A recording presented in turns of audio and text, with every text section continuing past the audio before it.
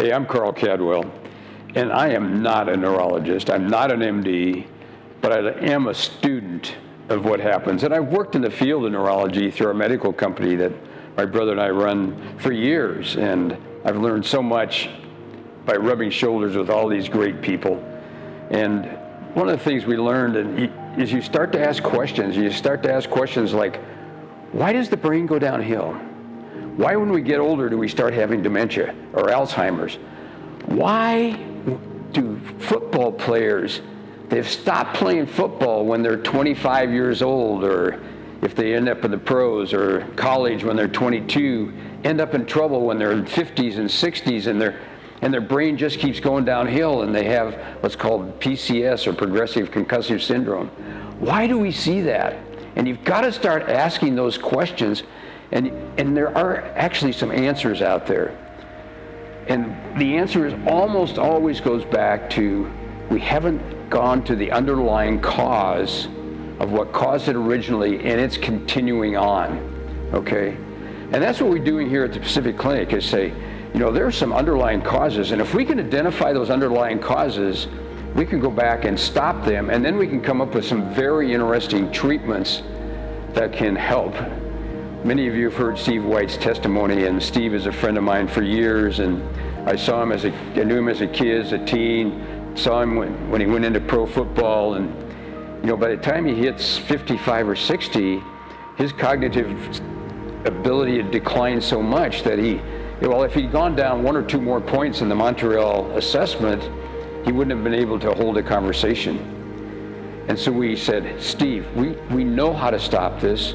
We should be able to stop this. And so we went after it. And for those of you who know Steve today, he's doing amazing things and creating like this very video here, working on the Pacific Clinic, bringing new ideas, setting up a regenerative center, which is now in the Pacific Clinic, where people with specific cognitive problems or strokes or Alzheimer's, dementia, PTSD, traumatic brain injury can come and actually receive some treatments that haven't been available. But it's not a simple thing. It's not a single silver bullet like we'd all like to have. Turns out it takes multiple things to come together. So what are the things that cause the brain to go downhill? And how does it go downhill? There's some really interesting books that I just read these really fun books to help me sleep at night. This is an interesting one called Voltage is Healing by a Dr. Tennant, and this is his 3rd edition of it, and it talks about, we got to have voltage in our bodies, and we have to have voltage in our cells in order to get our cells really working well and properly, okay? Quite a text. It's not a great, easy read, but if you're really into this stuff. This is one of the first books that got me going on it, is Dr. Perlmutter. He's a neurologist out of Florida that's written several books, and he talks about why does the brain not work like it should, and what do we need to do about it? And this is a pretty easy read. It's a very interesting read if you want to know why the brain doesn't work. This is a relatively recent book, and it's kind of shocking from its headlines. It's Bredesen, and it's, can we end Alzheimer's disease? Can we reverse it? Can we stop it? Okay, and the answer is yes, we can.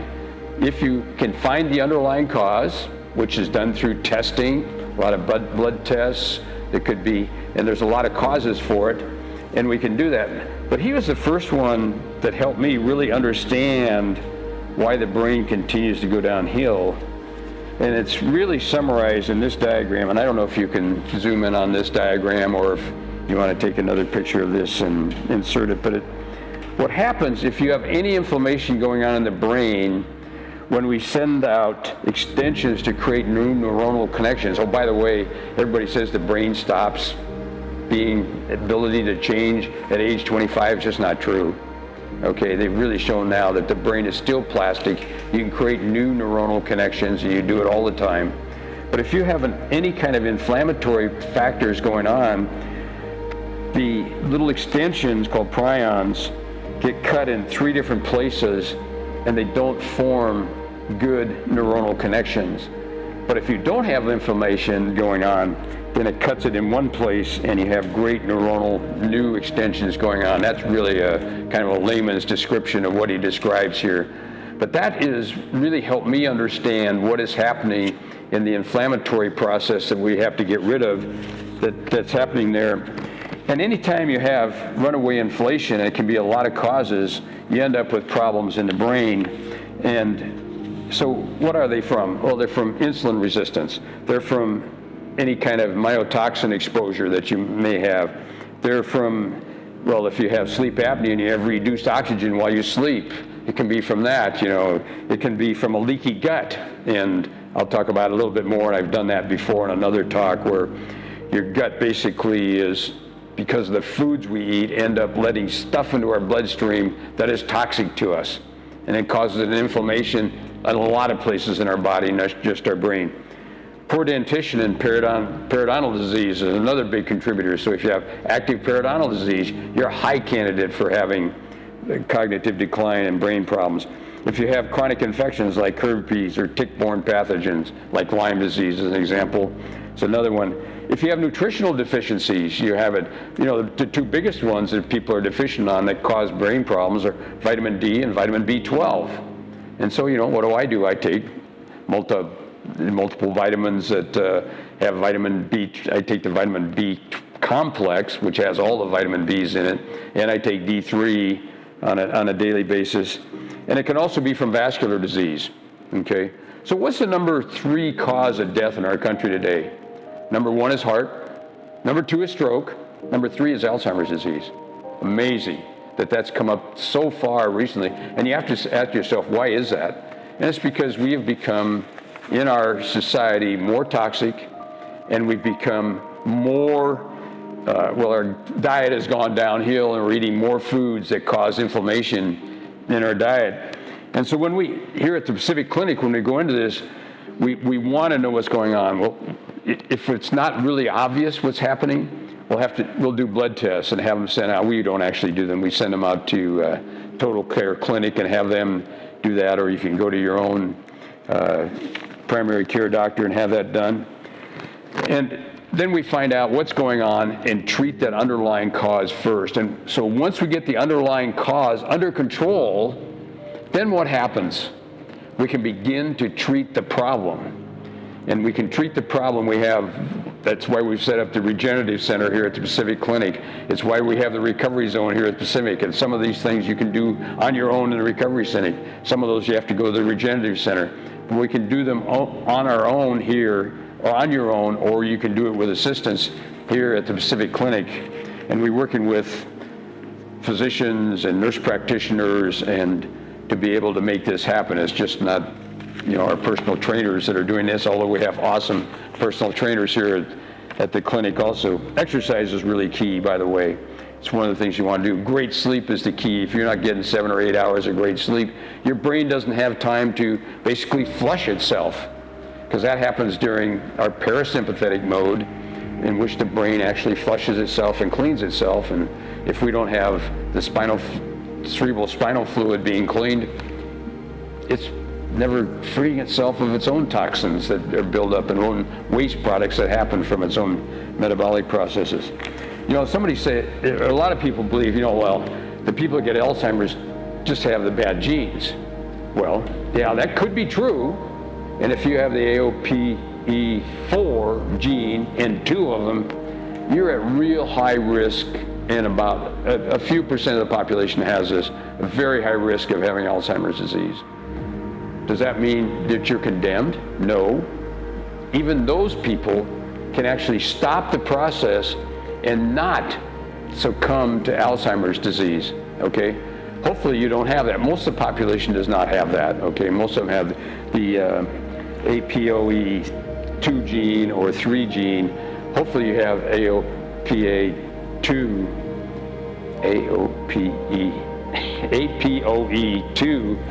gene, and 2 of those, and that's the best combination. So how do you know if you're going to be in trouble? One of the things that we offer here at the Pacific Clinic is you can have a cognitive test done, and I would recommend that anybody 45 or older to take it. And it's a computer test.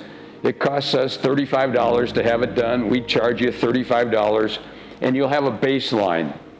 And so you know where you are. Okay, maybe you're already in trouble at 45, because most cognitive decline starts about age 45, by the way. So if you have that test done, you'll have a baseline, you know where you are, you can have the test done when you say, man, I wonder if I'm losing it. You go back, take the same test, and see if you actually are declining, and that's the time you want to get on it.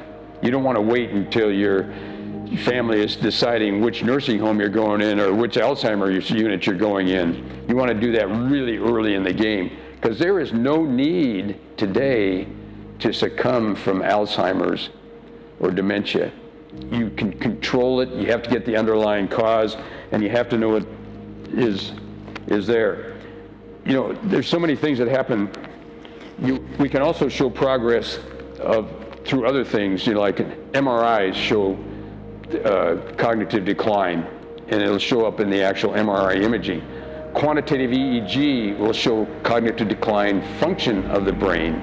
That's an EEG that's just surface electrodes put on the head, in which they do a computer analysis of it, compare you against a normal person and say, oh my gosh, you're going downhill here, or no, you're within that normal population and you're doing awesome. So it's another thing. It's another thing we can actually do here at the Pacific Clinic, is do that computer analysis of the EEG. You know, there's things like leaky gut. I think I mentioned that. There's some people are now starting to call Alzheimer's or dementia to Alzheimer's as the diabetes type 3. And it's because, again, it's an inflammatory process, as is diabetes, and it can be stopped, and it has to do with insulin resistance that causes that same problem. So even though it isn't pure diabetes as we know it, this process is very, very similar and can be stopped also. The brain is amazing. It can recover.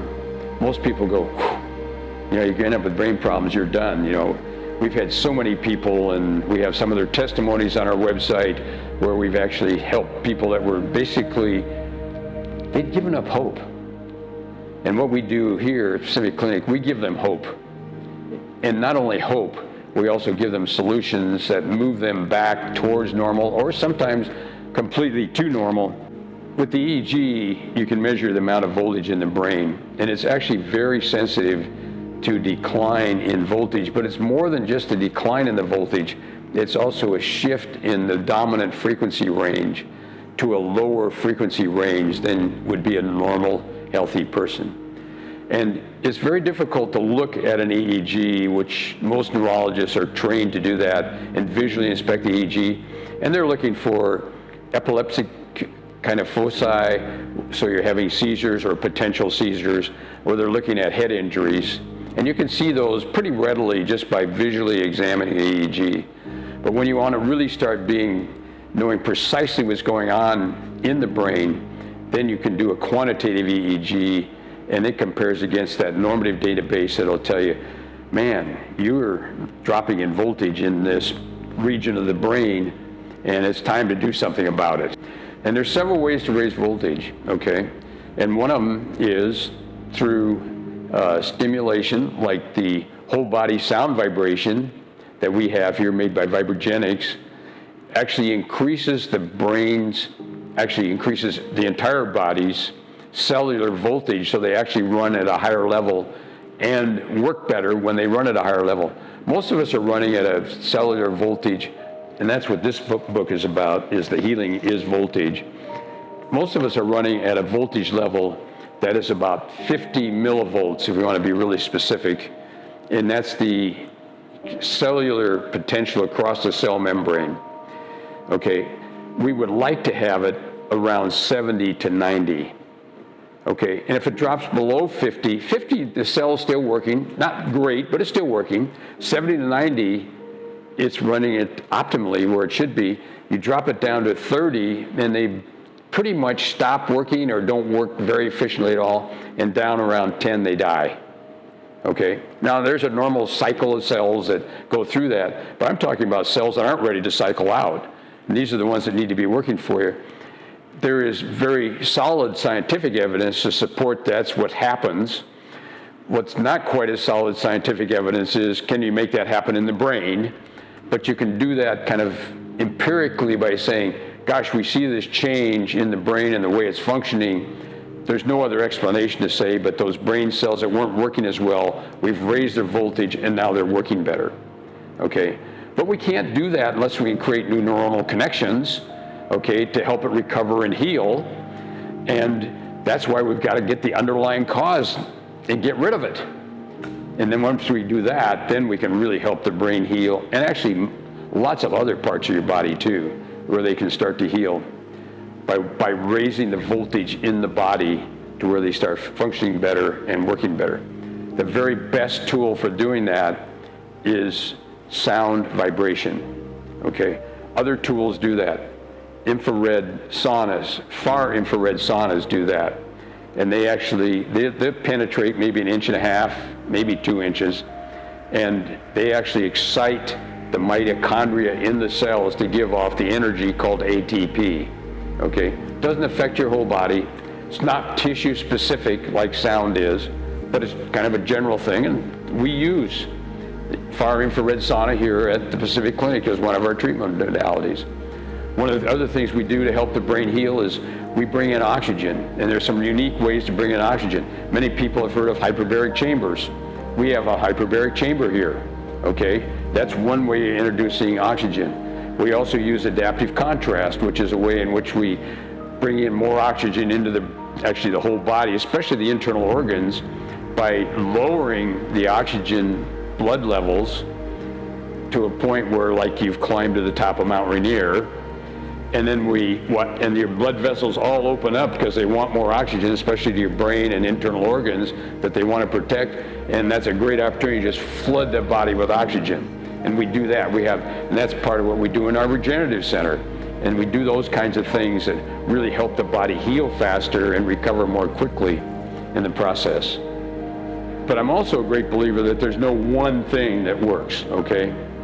And I find that when you start using multiple modalities, multiple treatments, you get far better effect than if you just use one thing. Silver bullets in medicine just are not typically great solutions. Once in a while they work. If you have a sore throat, you take the right antibiotic. That's a silver bullet that gets rid of the sore throat, wipes out the bacteria. But that's one of the few silver bullets there are in medicine. So we like to do all sorts of modalities, apply all sorts of technologies to it, all sorts of natural kinds of things, all sorts of things that raise cellular voltage, cellular energy. I call them kind of electroceutical kinds of things, and see what it does. And each person will respond differently to different things. And they have to kind of listen to their own body and feed back to us what it is that they're experiencing. And they will tell you, it's just, this seems to really make a difference. And so that's one you don't quit. You might not quit the other ones too, because you don't know, they might be a 10% contributor, and you don't want to get rid of a 10% contributor.